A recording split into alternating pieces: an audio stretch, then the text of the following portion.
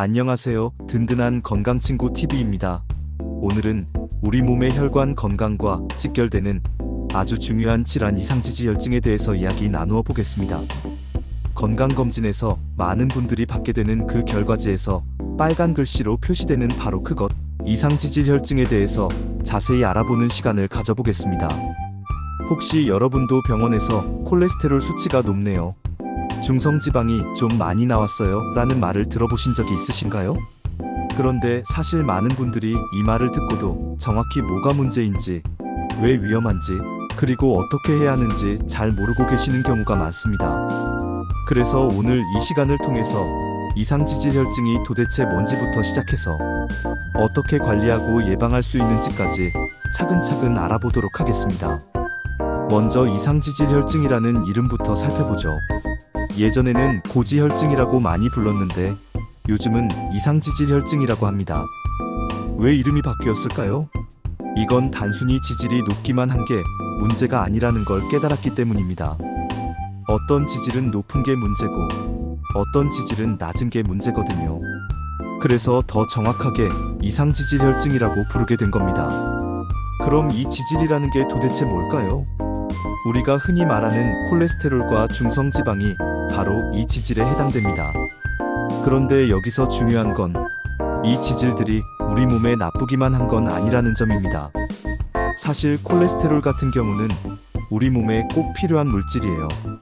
우리 몸의 세포막을 만드는 재료가 되고 여러 호르몬을 만드는 원료도 되고 소화에 필요한 담즙산을 만드는 데도 쓰입니다. 그런데 문제는 이 좋은 콜레스테롤도 너무 많으면 독이 된다는 거죠. 마치 물처럼 말이에요.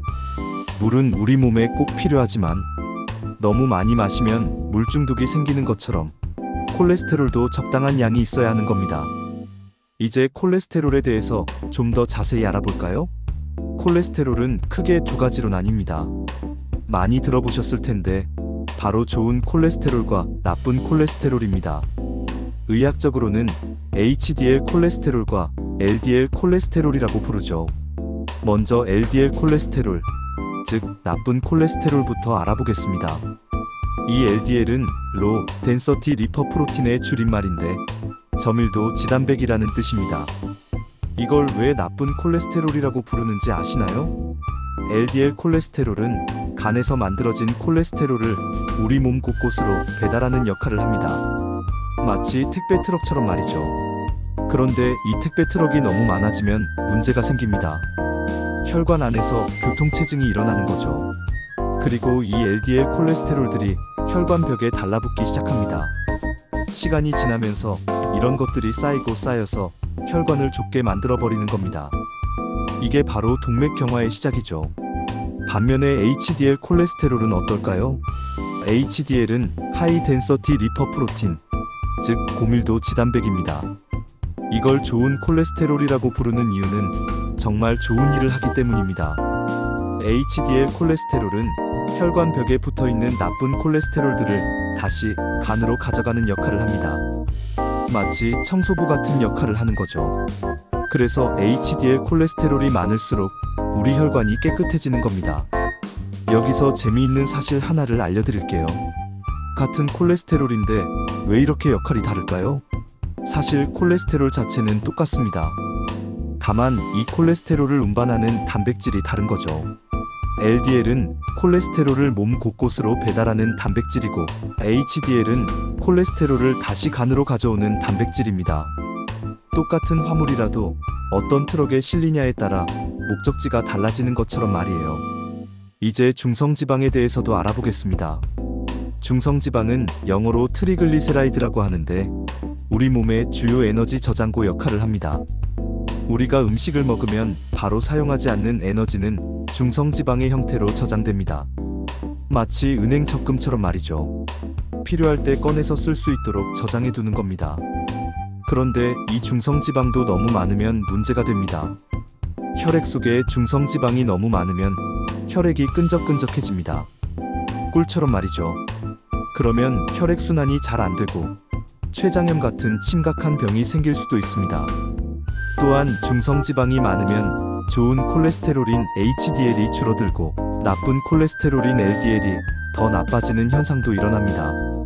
자, 그럼 이제 정상 수치가 얼마나 되는지 알아볼까요? 총 콜레스테롤은 200mg/dl 미만이 정상입니다. 200에서 239 사이는 경계역이라고 해서 주의가 필요한 상태이고 240 이상이면 높다고 판단합니다. LDL 콜레스테롤, 즉 나쁜 콜레스테롤은 130mg/dl 미만이 정상이고 100 미만이면 더욱 좋습니다. 특히 심혈관 질환이 있거나 당뇨병이 있는 분들은 70 미만으로 관리하는 게 좋습니다. HDL 콜레스테롤, 즉 좋은 콜레스테롤은 남성은 40mg/dl 이상, 여성은 50mg/dl 이상이 정상입니다. 이 수치는 높을수록 좋아서 60 이상이면 심혈관 질환으로부터 보호하는 효과가 있다고 봅니다. 중성지방은 150mg/dl 미만이 정상이고 200 이상이면 높다고 판단합니다.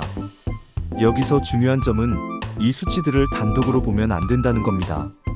예를 들어서 총 콜레스테롤이 200이라고 해도 HDL이 80이고 LDL이 120이라면 이건 아주 좋은 상태입니다.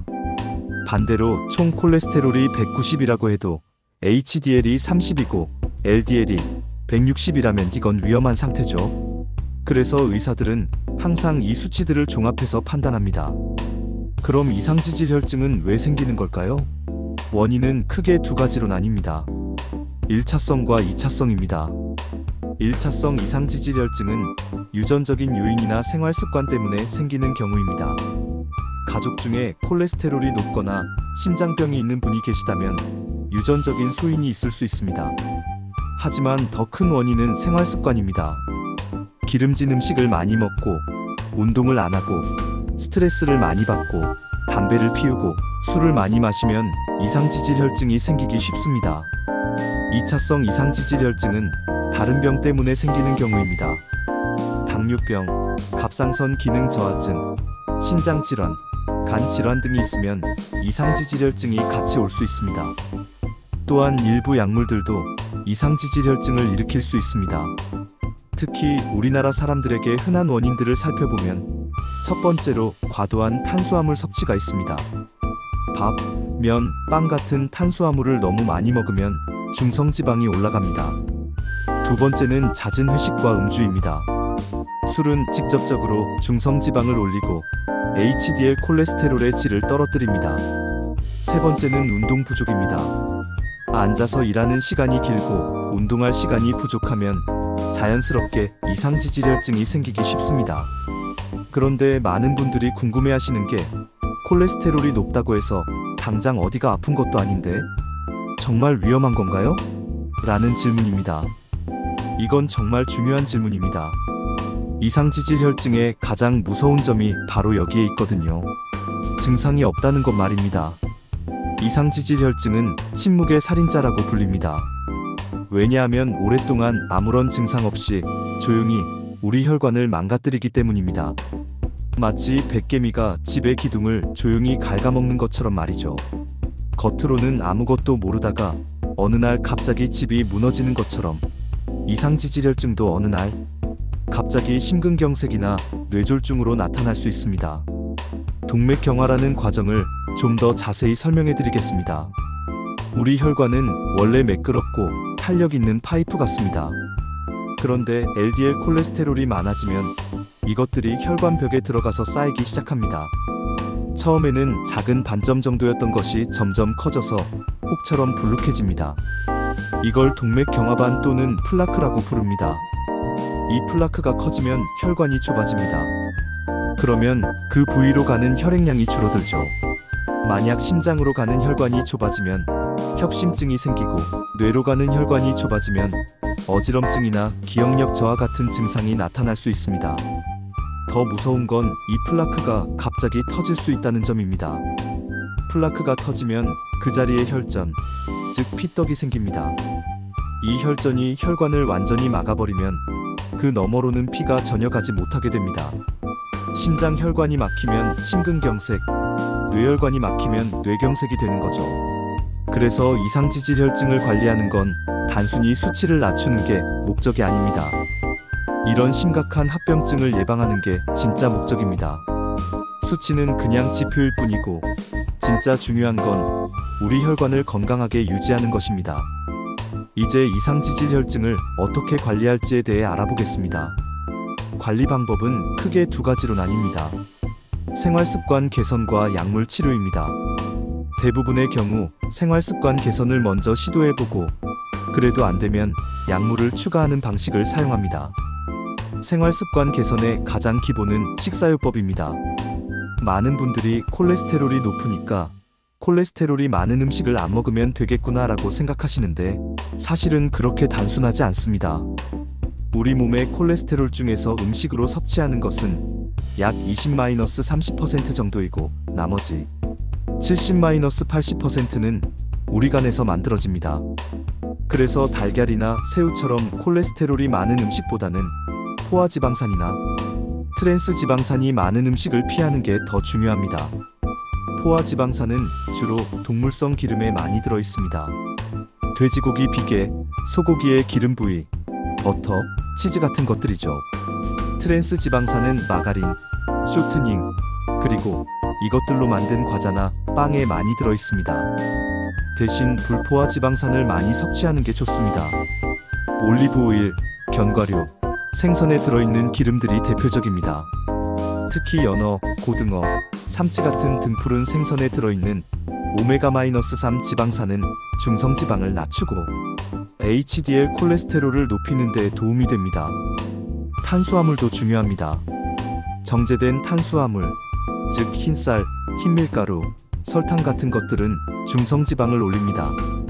대신 현미, 통밀, 귀리 같은 통곡물을 섭취하는 게 좋습니다. 이런 것들에는 섬유질이 많이 들어있어서 콜레스테롤 흡수를 방해하고 혈당 상승도 완만하게 해줍니다. 과일과 채소는 많이 드세요. 특히 수용성 섬유질이 많은 사과, 귀리, 콩류는 LDL 콜레스테롤을 낮추는데 특히 효과적입니다. 하루에 5가지 이상의 색깔 있는 채소와 과일을 먹으면 좋습니다. 빨강, 주황, 노랑, 초록, 보라. 색깔이 다양할수록 다양한 항산화 성분을 섭취할 수 있습니다. 술은 적당히 드시거나 아예 드시지 마세요. 적당한 음주는 HDL 콜레스테롤을 높인다고 하지만 중성지방도 함께 올리고 다른 건강 문제를 일으킬 수 있어서 권장하지 않습니다. 특히 중성지방이 높은 분들은 금주가 필수입니다. 운동은 이상지질혈증 관리에 매우 중요합니다. 운동은 HDL 콜레스테롤을 높이고 중성지방을 낮추고 LDL 콜레스테롤도 어느 정도 낮춰줍니다. 또한 운동을 하면 같은 LDL 수치라도 입자가 크고 부드러워져서 덜 위험해집니다. 어떤 운동이 좋을까요? 유산소 운동이 가장 효과적입니다. 빠르게 걷기, 조깅, 자전거 타기, 수영 같은 운동을 일주일에 150분 이상, 즉 하루에 30분씩 5일 정도 하시면 됩니다. 너무 힘들다고 생각하지 마세요. 처음에는 하루 10분씩 시작해서 점차 늘려가면 됩니다. 엘리베이터 대신 계단 이용하기, 한 정거장 미리 내려서 걷기 같은 것부터 시작해도 좋습니다. 근력 운동도 중요합니다. 근육량이 늘어나면 기초대사량이 증가해서 중성지방을 더 잘 태울 수 있습니다. 일주일에 2-3번 정도 근력 운동을 해주세요. 헬스장에 가지 않더라도 집에서 스쿼트, 팔굽혀펴기, 플랭크 같은 운동을 할 수 있습니다. 체중 관리도 중요합니다. 비만, 특히 복부 비만은 이상지질혈증을 악화시킵니다. 체중을 5-10%만 줄여도 지질 수치에 상당한 개선이 있습니다. 예를 들어 70kg인 분이 3.5-7kg만 빼도 효과를 볼 수 있습니다. 금연은 선택이 아닌 필수입니다. 담배는 HDL 콜레스테롤을 낮추고 LDL 콜레스테롤을 산화시켜서 더 해롭게 만듭니다. 또한 혈관벽을 손상시켜서 동맥경화를 촉진합니다. 금연만 해도 몇 주 안에 HDL 콜레스테롤이 올라가기 시작합니다. 스트레스 관리도 중요합니다. 만성적인 스트레스는 코르티솔이라는 호르몬을 분비시키는데 이것이 복부 비만을 촉진하고 이상지질혈증을 악화시킵니다. 명상, 요가, 취미활동, 충분한 수면 등을 통해 스트레스를 관리해보세요. 충분한 수면도 필요합니다. 수면 부족은 렙틴과 그렐린 같은 호르몬의 균형을 깨뜨려서 식욕을 증가시키고 인슐린 저항성을 높여서 이상지질혈증을 악화시킵니다. 하루에 7-8시간의 질 좋은 수면을 취하세요. 이제 약물 치료에 대해 알아보겠습니다. 생활 습관을 바꿔도 수치가 개선되지 않거나 심혈관 질환의 위험이 높은 경우에는 약물 치료를 시작합니다. 가장 많이 사용하는 약물은 스타틴입니다. 스타틴은 간에서 콜레스테롤을 만드는 효소를 억제해서 LDL 콜레스테롤을 낮춰줍니다. 아토르바스타틴, 로수바스타틴, 심바스타틴 같은 약물들이 있습니다. 스타틴은 매우 안전하고 효과적인 약물입니다. 다만 일부에서 근육통이나 간 수치 상승 같은 부작용이 있을 수 있어서 정기적인 검사가 필요합니다. 중성지방이 높은 경우에는 피브레이트 계열의 약물을 사용합니다. 페노피브레이트, 젠피브로질 같은 약물들이 있습니다. 이 약들은 중성지방을 낮추고 HDL 콜레스테롤을 높여줍니다. 최근에는 PCSK9 억제제라는 새로운 약물도 나왔습니다. 이 약은 주사제인데 기존 치료로도 LDL 콜레스테롤이 충분히 낮아지지 않거나 부작용으로 스타틴을 사용할 수 없는 경우에 사용합니다. 매우 효과적이지만 가격이 비싸다는 단점이 있습니다. 약물 치료를 시작했다고 해서 생활습관 관리를 소홀히 하면 안 됩니다. 약물과 생활습관 개선을 함께 해야 최대의 효과를 볼 수 있습니다. 또한 약물은 평생 복용해야 하는 경우가 많으므로 처음에는 생활습관 개선을 충분히 시도해보는 것이 중요합니다. 정기적인 검사도 중요합니다. 이상지질혈증으로 진단받으면 3-6개월마다 지질 검사를 받아야 합니다. 목표 수치에 도달하고 안정적으로 유지되면 검사 간격을 6-12개월로 늘릴 수 있습니다. 단순히 지질 수치만 보는 게 아니라 간 기능, 근육 효소 같은 다른 수치들도 함께 확인해야 합니다. 마지막으로 이상지질혈증에 대한 몇 가지 오해를 풀어드리겠습니다. 첫 번째, 마른 사람은 콜레스테롤이 정상이다라는 생각입니다. 이건 틀렸습니다. 마른 사람도 유전적 요인이나 식습관 때문에 이상지질혈증이 있을 수 있습니다. 특히 복부 비만이 없어도 내장 지방이 많은 경우가 있거든요. 두 번째, 콜레스테롤이 높으면 기름진 음식을 아예 먹으면 안 된다는 생각입니다. 이것도 틀렸습니다. 중요한 건 좋은 기름과 나쁜 기름을 구별하는 것입니다. 올리브 오일, 견과류, 생선 기름 같은 좋은 기름은 오히려 콜레스테롤 관리에 도움이 됩니다. 세 번째, 약을 먹기 시작하면 평생 먹어야 한다는 두려움입니다. 이건 부분적으로 맞습니다. 하지만 약을 먹는다고 해서 부작용이 심각한 것도 아니고 약을 먹으면서 생활 습관을 개선해서 약을 줄이거나 끊을 수 있는 경우도 있습니다. 중요한 건 약에 대한 막연한 두려움 때문에 치료 시기를 놓치지 않는 것입니다. 네 번째, 건강기능식품만으로도 충분하다는 생각입니다. 오메가-3, 레시틴, 홍국 같은 건강기능식품들이 어느 정도 도움이 될 수는 있지만 심각한 이상지질혈증을 치료할 만큼 효과가 강하지는 않습니다. 건강기능식품은 보조적인 역할로만 생각하시고 필요한 경우에는 전문의와 상담해서 적절한 약물 치료를 받으시기 바랍니다. 이제 실생활에서 실천할 수 있는 구체적인 방법들을 알려드리겠습니다. 먼저 식사 관리부터 시작해보죠. 아침에 일어나서 물 한 컵부터 마시세요. 밤새 잃었던 수분을 보충하고 신진대사를 활발하게 만들어줍니다. 아침 식사는 거르지 마세요. 아침을 거르면 점심에 과식하게 되고 이는 중성지방 상승으로 이어집니다. 아침 식사로는 통곡물 시리얼에 저지방 우유나 두유를 부어서 드시거나 통밀빵에 아보카도를 발라서 드시는 것을 추천합니다. 여기에 견과류 몇 개를 추가하면 더욱 좋습니다. 달걀도 좋은 선택입니다. 예전에는 달걀 노른자의 콜레스테롤 때문에 피하라고 했지만 최근 연구에 따르면 하루 1-2개 정도는 전혀 문제없다고 밝혀졌습니다. 점심과 저녁에는 채소를 전체 식사량의 절반 이상으로 구성하세요. 다양한 색깔의 채소를 먹는 것이 중요합니다. 고기를 드실 때는 기름기를 제거하고 굽거나 찌는 방식으로 조리하세요. 튀기는 것은 피해 주시고요. 생선을 일주일에 2-3번은 드세요. 특히 등푸른 생선이 좋습니다. 간식으로는 견과류가 최고입니다. 아몬드, 호두, 피스타치오 같은 것들이 좋은데 하루 한 줌 정도가 적당합니다. 너무 많이 먹으면 칼로리가 높아서 살이 찔 수 있거든요. 과일도 좋은 간식이지만 너무 단 과일보다는 사과, 배, 베리류 같은 것들을 추천합니다. 외식할 때는 어떻게 해야 할까요? 한식을 먹을 때는 국물 요리보다는 나물이나 구이 요리를 선택하세요. 찌개나 국물에는 나트륨이 많이 들어있고 때로는 기름기도 많습니다. 양식을 먹을 때는 크림 소스보다는 토마토 소스를 선택하고 샐러드 드레싱은 따로 달라고 해서 조금만 뿌려 드세요. 중식의 경우 기름에 볶는 요리가 많으니 가급적 찐 요리나 삶은 요리를 선택하시기 바랍니다. 회식이나 술자리는 어떻게 관리해야 할까요? 이건 정말 어려운 문제인데 완전히 피할 수는 없으니 현명하게 대처해야 합니다. 술을 마시기 전에 우유를 한 컵 마시거나 요구르트를 드세요. 위벽을 보호하고 알코올 흡수를 늦춰줍니다. 안주로는 기름진 것보다는 단백질이 풍부한 것들을 선택하세요. 두부, 생선, 닭가슴살 같은 것들이 좋습니다. 집에서 요리할 때 사용하는 기름도 중요합니다.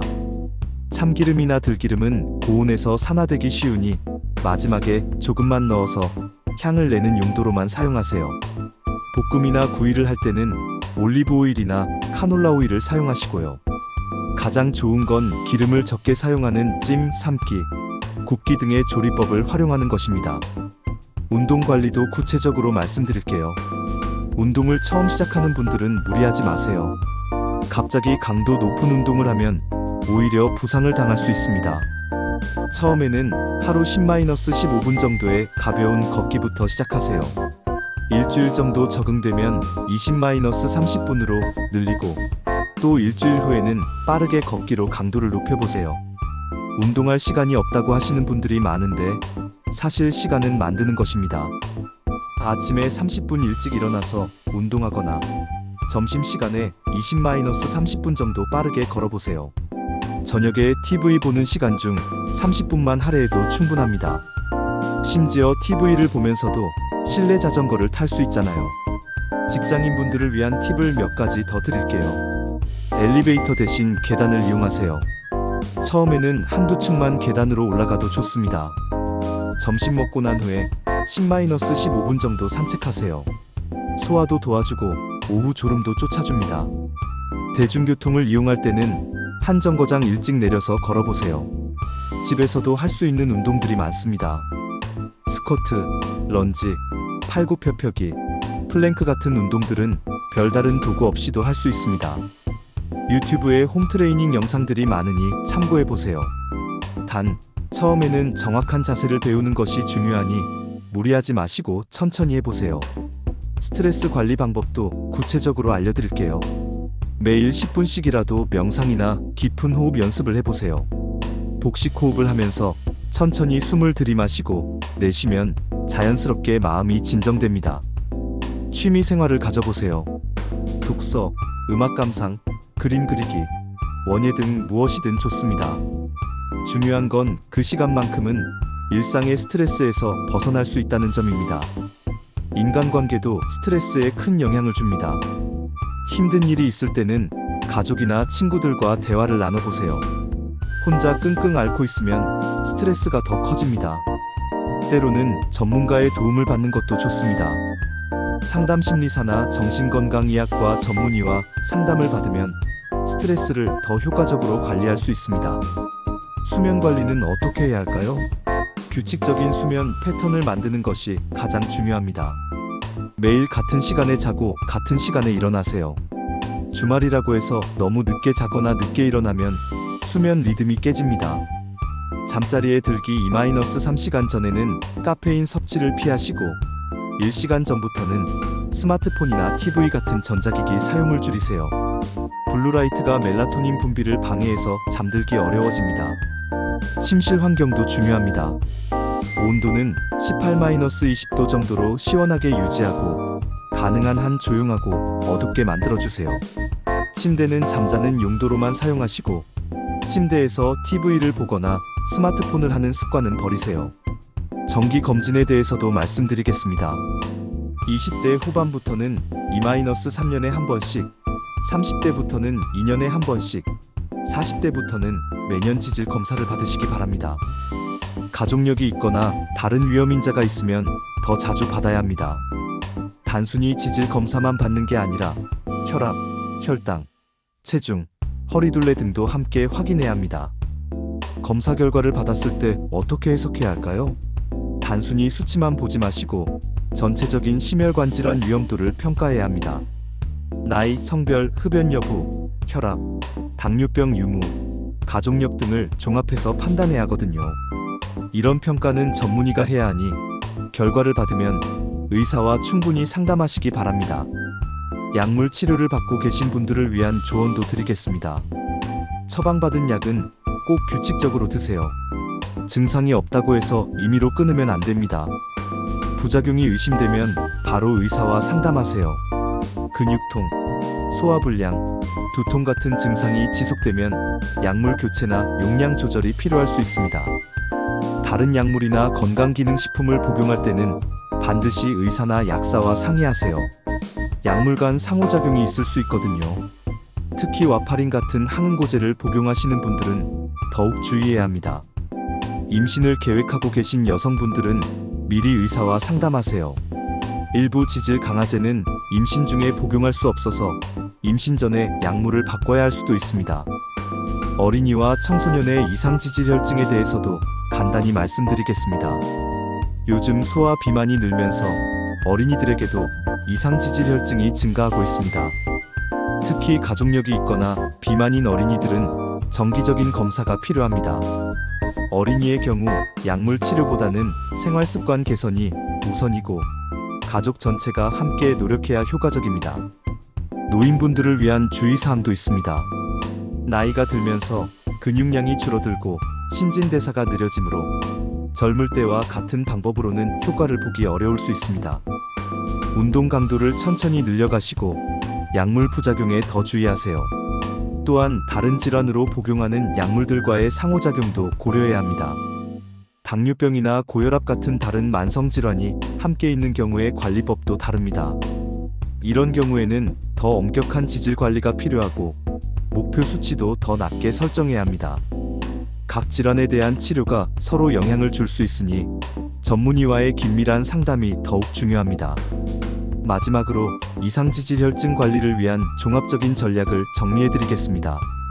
첫째, 작은 변화부터 시작하세요. 갑자기 모든 것을 바꾸려고 하면 오래가지 못합니다. 이번 주에는 계단 이용하기, 다음 주에는 금연하기, 그 다음 주에는 운동 시작하기, 이런 식으로 단계적으로 접근하세요. 둘째, 목표를 구체적으로 설정하세요. 살을 빼야지보다는 3개월 안에 OKG 감량하기, 일주일에 3번 30분씩 걷기 같은 구체적인 목표가 더 효과적입니다. 셋째, 기록을 남기세요. 식사 일기, 운동 일기, 체중 변화 등을 기록해보면 자신의 패턴을 파악할 수 있고 동기부여도 됩니다. 요즘은 스마트폰 앱들도 많으니 활용해보세요. 넷째, 가족이나 친구들의 지지를 받으세요. 혼자 하는 것보다 함께 하는 것이 훨씬 효과적입니다. 가족 모두가 건강한 식습관을 가지려고 노력하고 친구들과 함께 운동하면 더 재미있게 할 수 있습니다. 다섯째, 완벽하지 않아도 괜찮다는 마음가짐을 가지세요. 가끔 과식하거나 운동을 못하는 날이 있어도 자책하지 마세요. 중요한 건 포기하지 않고 다시 시작하는 것입니다. 여섯째, 정기적인 점검을 하세요. 3-6개월마다 검사를 받아서 개선 정도를 확인하고 필요하면 관리 방법을 조정하세요. 일곱째, 전문가의 도움을 받으세요. 의사, 영양사, 운동 전문가 등의 도움을 받으면 더 효율적이고 안전하게 관리할 수 있습니다. 이상지질혈증은 충분히 예방하고 관리할 수 있는 질환입니다. 증상이 없다고 해서 방치하면 심각한 합병증을 일으킬 수 있지만 적절한 관리를 하면 정상인과 다를 바 없는 건강한 삶을 살 수 있습니다. 오늘 말씀드린 내용들이 복잡하고 어렵게 느껴질 수도 있지만 한 번에 모든 것을 다 하려고 하지 마세요. 자신에게 맞는 방법을 찾아서 천천히 꾸준히 실천하는 것이 가장 중요합니다. 건강은 하루아침에 만들어지지 않습니다. 하지만 오늘부터 시작한다면 분명히 더 건강한 내일을 만들 수 있습니다. 여러분 모두가 이상지질혈증을 잘 관리해서 건강하고 행복한 삶을 사시기를 바랍니다. 여러분의 건강을 지켜드리는 든든한 건강친구 TV, 오늘은 이상지질혈증이라는 주제로 3번에 걸쳐 긴 시간을 함께했습니다. 병은 조용하지만 위험한 질환이지만 동시에 관리와 예방이 충분히 가능한 질환입니다. 오늘 들으신 내용이 여러분의 삶에 도움이 되기를 진심으로 바랍니다. 언제나 여러분 곁에서 함께 건강을 지켜드리겠습니다. 오늘 영상도 재밌게 보셨다면 구독과 좋아요 한 번씩만 부탁드리겠습니다.